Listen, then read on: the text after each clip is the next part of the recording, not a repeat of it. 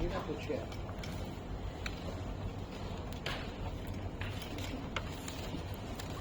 evening, ladies and gentlemen.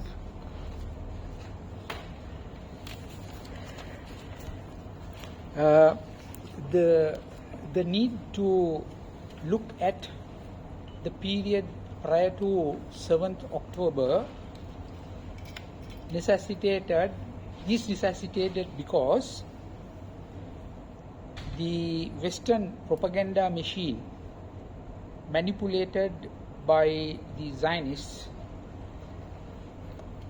tried to provide a different narrative to the entire Israeli-Palestinian issue, to the extent that prior to October 7th, everything was peaceful, and it was the Hamas attack on October 7th, 2023 that brought about the chaos and pandemonium that we are witnessing currently in the affected areas. The situation is not that. The true situation is something different. Therefore, there is a need to visit history and see up to 7th October 2023 what happened. That would give us some perspective of the situation. Basically, the whole thing involves around hatred of the Jews, or after somewhere around the early 19th century, the term that is used, anti-Semitism. In fact, tracing the history of hatred of Jews goes back to the Roman period, and from the beginning of the Anno Domini. I will not go back to that extent because time is insufficient for such a discussion. What I would prefer is to go up to the late medieval period, which is circa 13th century onwards. Now, in the year 1254, France, under an edict of King Louis IX, expelled thousands of Jews from France. Then, in the year 1290, under an edict of King Edward I, Britain expelled 3,000 Jews from Britain. Then in Spain, history has taught us that in 1475 there was the famous Spanish Inquisition. There, 30,000 Jews were killed during the Spanish Inquisition, and famously, under an edict by Queen Isabella in 1492, the entire Jewish population were expelled from Spain. And during that time, the Ottoman ruler bin Yazid, if I get the name correct, he sent his fleet of ships to bring the Jews to the Ottoman territory. Thousands of Jews. That was done by the Ottoman ruler when Queen Isabella of Spain expelled Jews from Spain. Then we see the Bolshevik revolution in Russia, Soviet Union at that time, in 1917, when 30,000 Ukrainian Jews were killed. Coming down further, in 1939, from 1939 onwards, we saw the massacre of Jews in Europe, plus especially in Germany, where Hitler killed 6 million Jews. To sum up all these events, to sum up all these events, Jew hatredness started not from the Muslims or not from the Arabs, but from the Europeans and the East Europeans. And to factor in this whole issue into a Muslim affair or an Arab affair is grossly unjust. Therefore, we need to know the historical facts of these things in order to make a fair, just, reasonable evaluation and assessment of the current situation. Because the Zionist media and the Zionist propaganda always changes the narrative, because this is their job. This is their job. Now, during this period, from around the 15th, 16th century, the entire region, almost, of the Middle East was under the Ottoman rule. And most parts of the Balkan Peninsula, Bosnia, Herzegovina, Macedonia, Montenegro, Hungary, Bulgaria, all of these and parts of Ukraine were under the Ottoman rule. And from this side, North Africa. Now, during this period, 14th, 15th century, when the Ottomans were ruling all these areas, including many parts, major portions of Eastern Europe, the Jews were living there. But they lived with honor, dignity, and respect under the Ottoman rulers. Now, who were the Ottoman rulers? They were Muslims. So, therefore, and during this period, it was not only the Jews, even the Christians. Even the Christians were living under the Ottoman rulership during this period. So that gives us roughly a very brief background from the 13th century onwards as to where Jew hatredness began and how it developed into to culminate with the Holocaust, which Hitler was responsible for. The second step would be to start the middle period, which is the beginning of what is called the Judean start, which is it's not an English word, which means the Jewish state.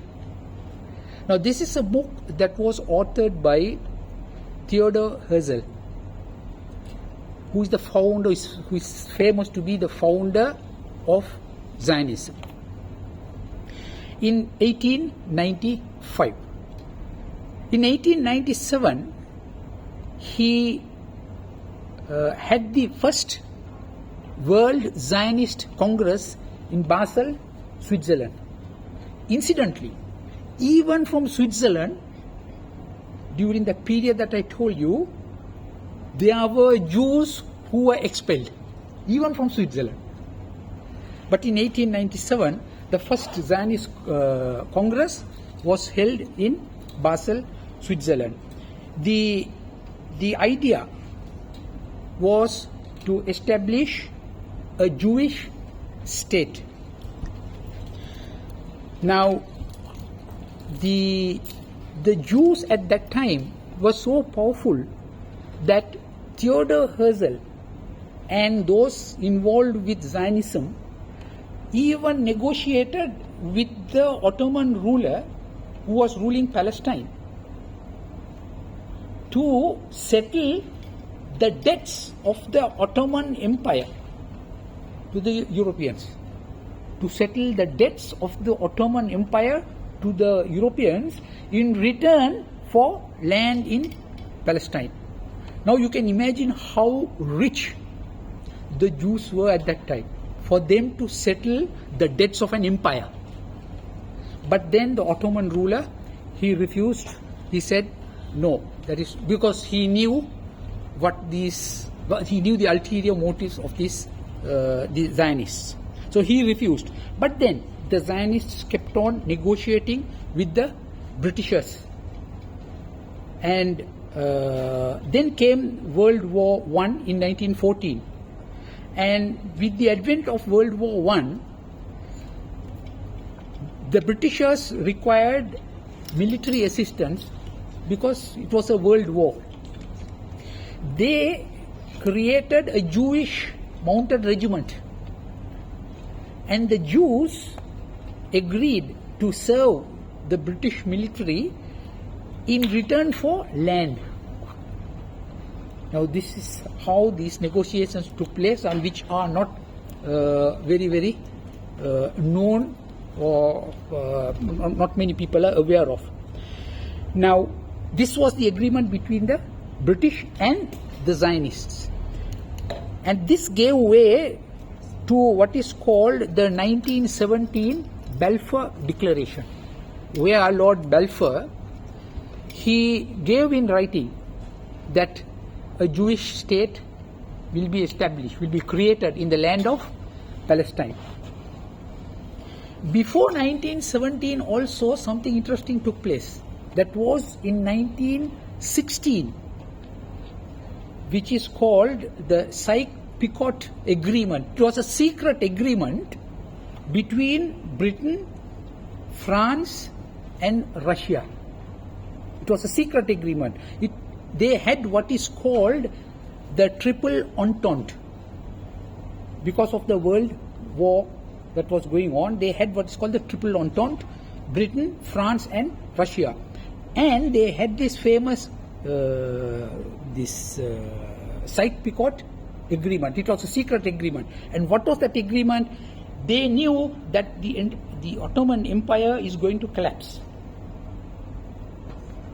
They were discussing in that meeting how to divide the entire Ottoman Empire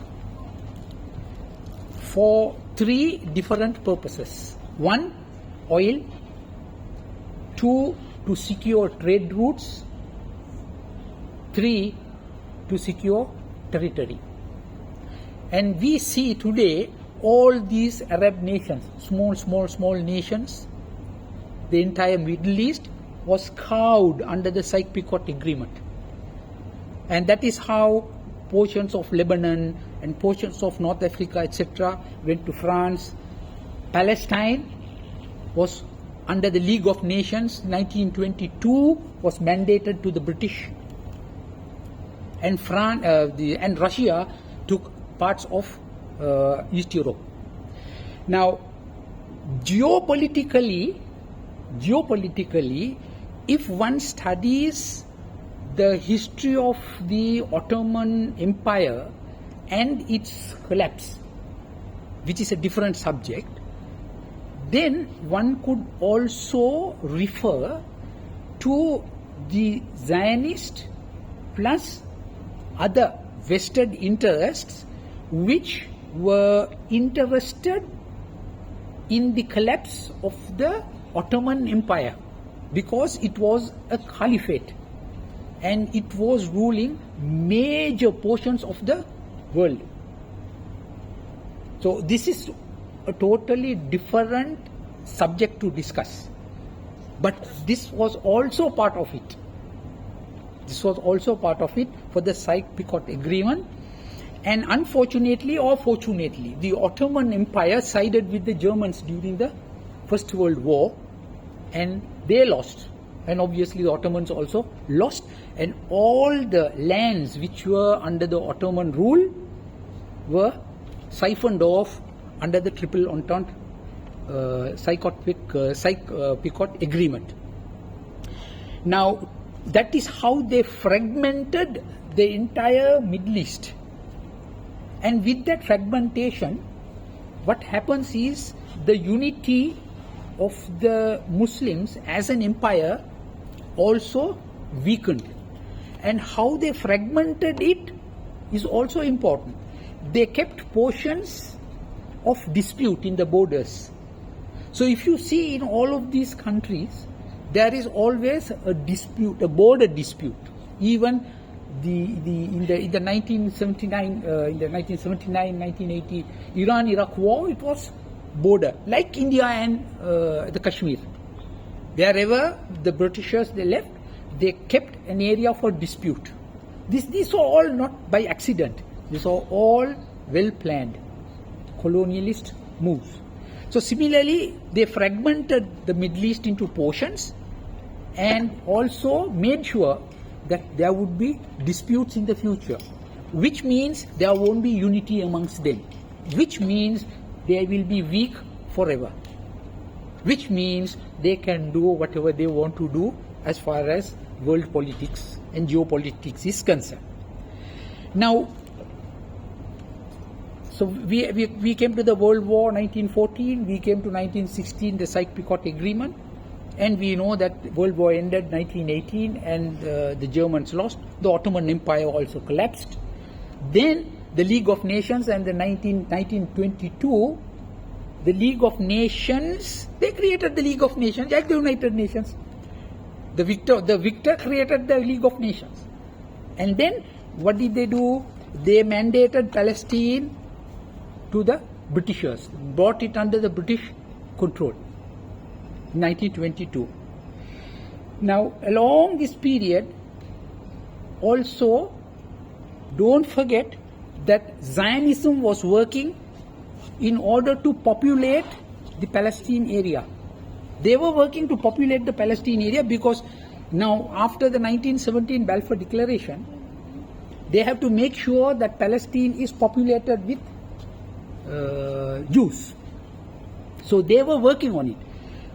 Historians say that at the early stages of the attempt of Zionists to populate the Palestine area, they were unsuccessful.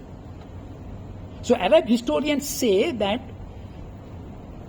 the Arabs were not much concerned, not much worried about the growing population in Palestine, because for them, they were thinking that the Zionist project was a failure.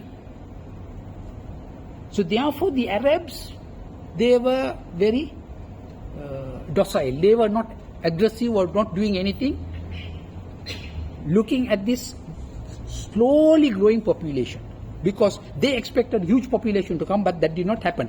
Their prediction was that the Zionist project was a failure, but the truth is different.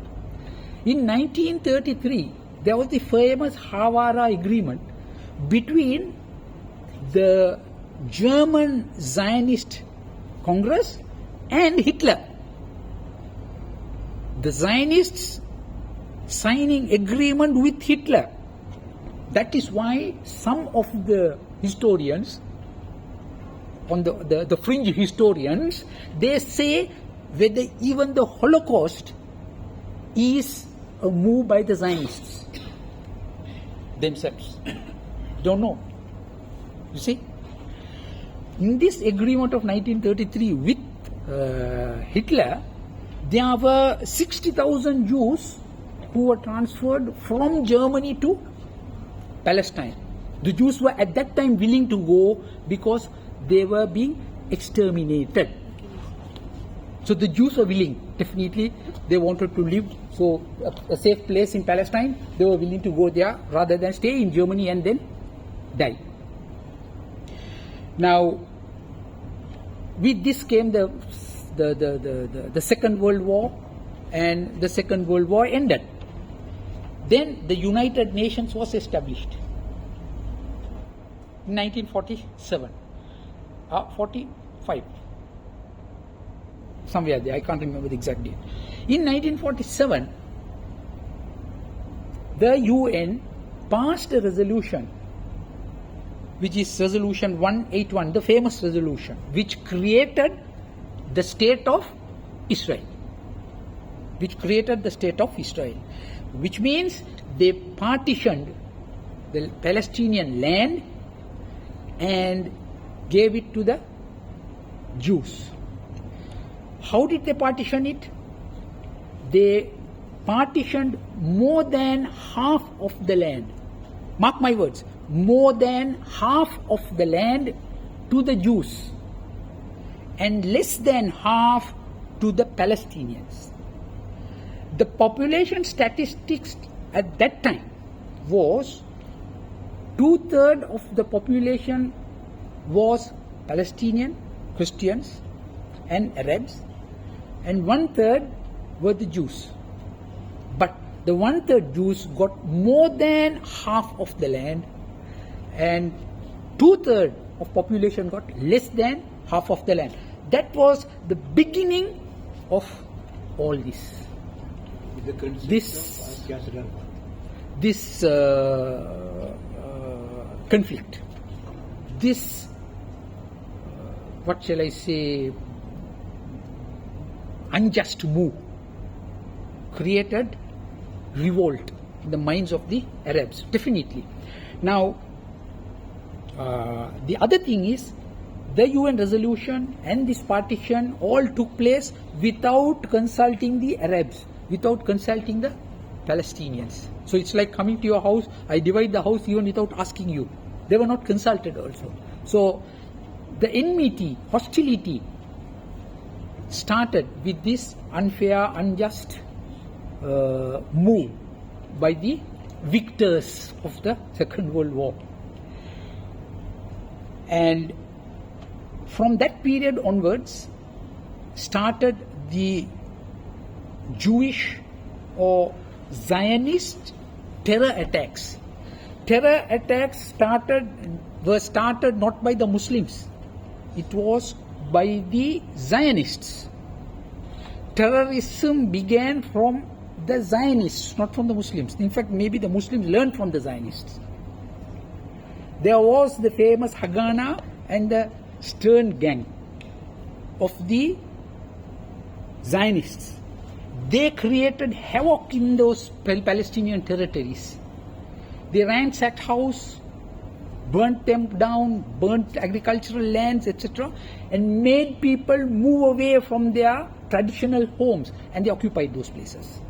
That is how they gradually expanded their territory.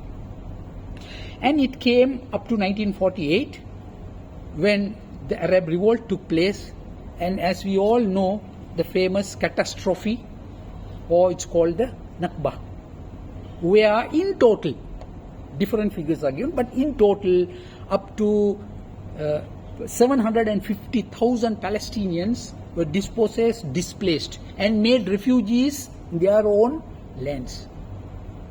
In total, over a period of time, 750,000 people. By this process, more lands were captured. You dispossess 750,000 people means you are having 750,000 houses available for you. SubhanAllah, And then that was they call it the catastrophe, the Nakba. Quickly jumping from 1948, we come to 1967. Between that period, there were so many skirmishes, wars taking place. Then 1967, the famous war where Israel defeated the Arab military and captured whatever was left of the 1948 catastrophe, which was the West Bank, the Gaza Strip, East Jerusalem, the Sinai Peninsula, and the Golan Heights. In 1967, Israel captured all of those territories. And soon after the war ended, there is the famous UN Resolution 242,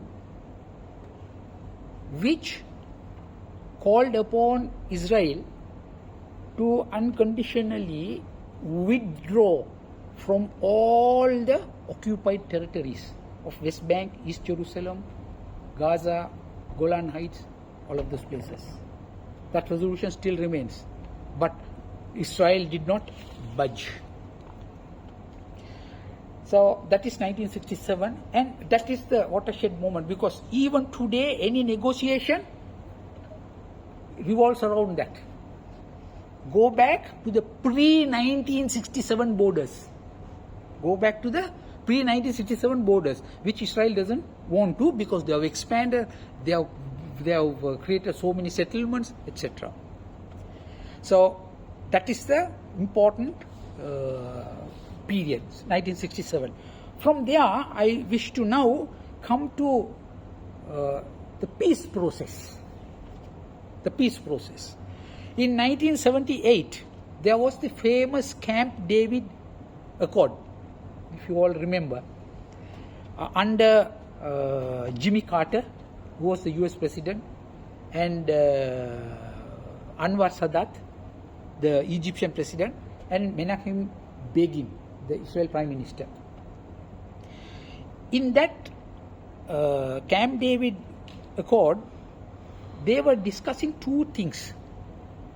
One is for an agreement, peace agreement between Israel and Egypt. Peace agreement between Israel and Egypt. The second is to find a solution to the Palestinian issue. These were the two things that they agreed upon to address in that meeting. What finally happened? The Israelis succeeded in securing a peace treaty with the Egyptians, which is in place even up to now. They secured their place. See the Zionist manipulation. They secured their place, 1978, under the peace treaty agreement. But what about the second one? Finding solution to the Palestinian issue. Believe me, in that discussion, not a single Palestinian was there.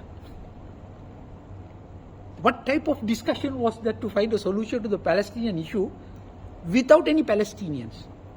Now you can see how deceptive the Zionist moves are.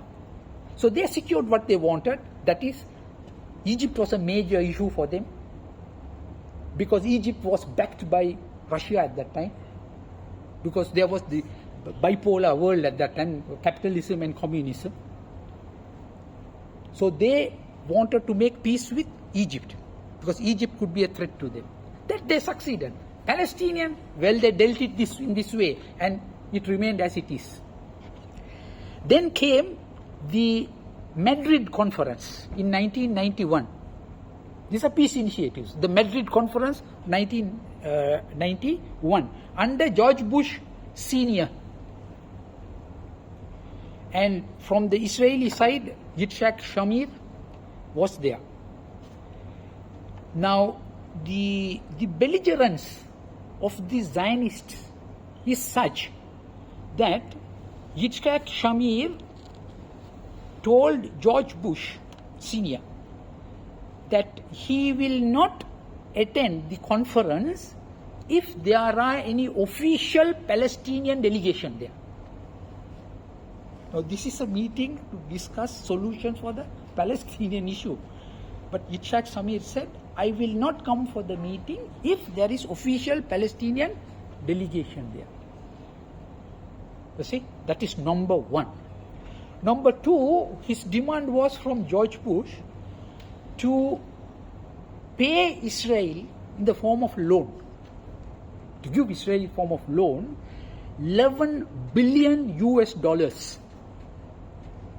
as humanitarian assistance for settlements. For settlements, which means expansionist movement. $11 billion. These are the demands. The third demand that he made was, I don't know how many of you all know, there is a UN resolution 3379. UN resolution 3379, which condemned Zionism as a racist ideology. A UN resolution 3379 condemned Zionism as a racist ideology and condemned Israel also under that resolution. And what did Yitzhak Shamir do? He said I will come for the meeting if you revoke that resolution. Can you imagine the power that they held against the so-called superpower of that time, and of course even today? Making these demands, you do this, you do this, you do this for me to come for the meeting. When you consider that, and when you consider now what Netanyahu is doing, there's not much difference. That is why they say that the Israelis, the Zionists have occupied not only Palestine, they have occupied the minds of the American politicians, bureaucracy, and major portion of the American population also. They have occupied the minds of those people, here the territory. Such is the influence of the Zionists, and they succeeded, and we see it. But Yitzhak Shamir brought out these demands. Now, George Bush Sr. personally in the General Assembly brought a resolution revoking 3379. Revoking 3379, which condemns Israel as a racist and Zionism as a racist ideology. It was revoked. Right, so we will not go into the intricacies of Madrid conference. I'm just giving you only highlights. Then comes the Oslo Accord 1 in 1993 and the Oslo Accord 2 in 1995. Now, mind you, in all of these peace conferences, one of the major areas is for Israelis to get back to the pre-1967 borders, which doesn't happen at all. Then the Oslo Accords, it was Yitzhak Rabin, Arafat, and Clinton. They were involved in that. And it was under the Oslo Accord in 1993 that they agreed that Palestine can have a self-government. Palestine was divided in 1947. Israel established a government. In 1993, only they decided to give the Palestinians self-government, self-determination. Can you imagine this injustice? Can you imagine this injustice? So, under the Oslo Accord. But then, the Oslo Accord also broke down. How? When Rabin was assassinated by an extremist Zionist. He was shot. When the Oslo Accord took place, Netanyahu was there. He was dead against the Oslo Accord. He was dead against the Oslo Accord. And he is recorded to have said that if I come to power, I know how to manipulate the Oslo Accord. It is in record. And also it is in record, it was reported in Washington Post and in Huff Post also. How Netanyahu said, I know how to manipulate the Americans. It's recorded. And the Washington Post itself stated it. Netanyahu saying, I know how to manipulate the Americans. Now this was before he came to power. And with the death of Rabin, elections came in 1996, Netanyahu came to power.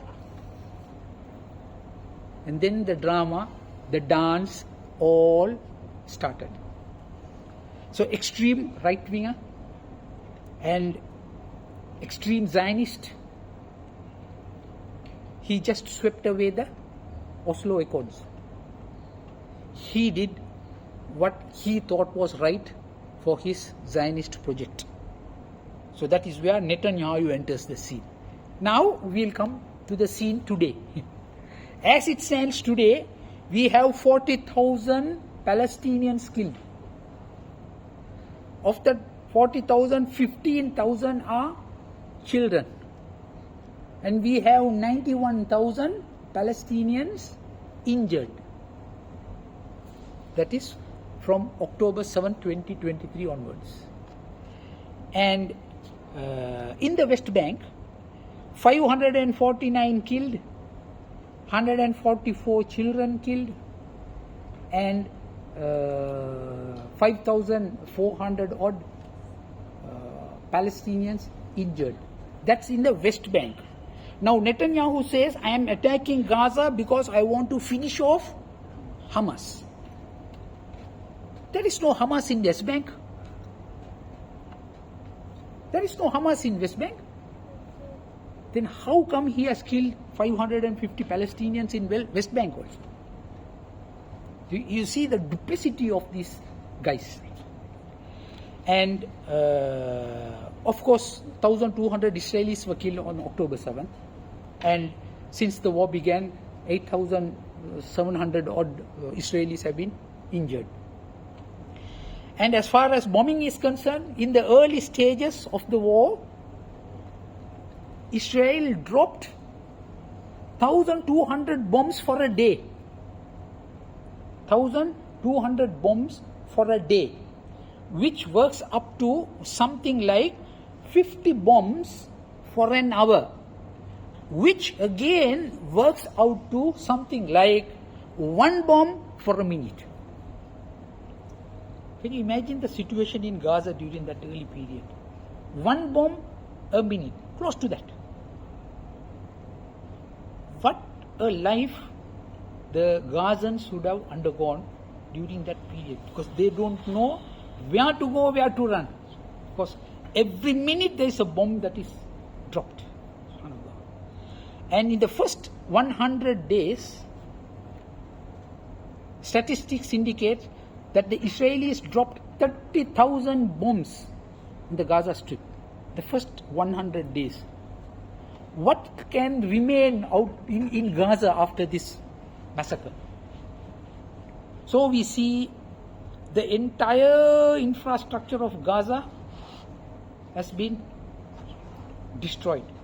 Water, sanitation, health, commercial buildings, industrial buildings, schools, hospitals, everything has been destroyed. So what is left of Gaza today is only rubble. I will end my talk with that. And if there are any questions that you would like to ask me, I'd be pleased to answer. This is an effort to give a background to the situation and how the Zionists have been manipulating the whole world politics and the world scenario, and manipulating the Europeans plus the Americans throughout this period. Thank you very much.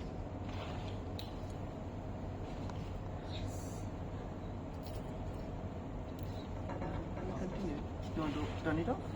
Questions?